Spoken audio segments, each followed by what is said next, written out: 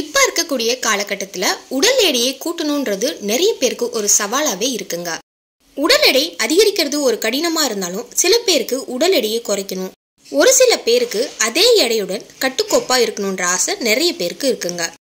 சில பேருக்கு உடல் எடை சரியான அளவு இருக்கிறது இல்ல, எவ்வளவுதான் சாப்பிட்டாலும் அவர்கள் உயரத்துக்கு ஏற்ப எடை இருக்கிறது இல்ல, அதை விடவும் மிகவும் எடை குறைவாக இருப்பாங்க. இந்த 3 விதமான பிரச்சனைகளுக்கும் ஒரே தீர்வு தேன் தான். தேன்ல எக்கச்சக்க நன்மைகள் இருக்குங்க. தேனை சாப்பிட்டா பசி எடுக்கும், சில பேருக்கு மாந்தப்பட்ட மாதிரி பசி எடுக்காம இருக்கும். அப்படிப்பட்ட பிரச்சனை இருக்கவங்க தேனை தினமுமே சாப்பிட்டுட்டு வரலாம், நல்ல உறக்கமும் இருக்கும். நோய்கள் உண்டாக்கும் பாக்டீரியாக்களை அழித்து நோய் எதிர்ப்பு சக்தியை அதிகரிக்கும். தினமும் நம்ம அன்றாட சாப்பிடும் உணவுல சர்க்கரையை சேர்ப்பதை தவிர்த்துவிட்டு தேனை சேர்த்து கொண்டால் உடலில் இரத்த சர்க்கரை அளவை சீராக்கி உடலில் உள்ள கொலஸ்ட்ரால் அளவை குறைக்கும்.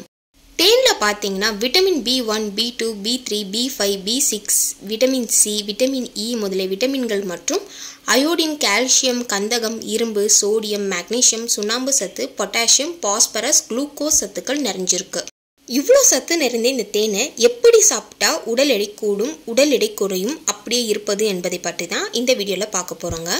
உடல் எடையை குறைக்கணும்னு நினைக்கிறவங்க இளம் சூடான நீரில் எலுமிச்சைப்பழம் 1 டேபிள் ஸ்பூன் சேர்த்துக்கோங்க, தேன் 1 டேபிள் ஸ்பூன் சேர்த்துக்கோங்க, சுத்தமான தேனாக எடுத்துக்கோங்க.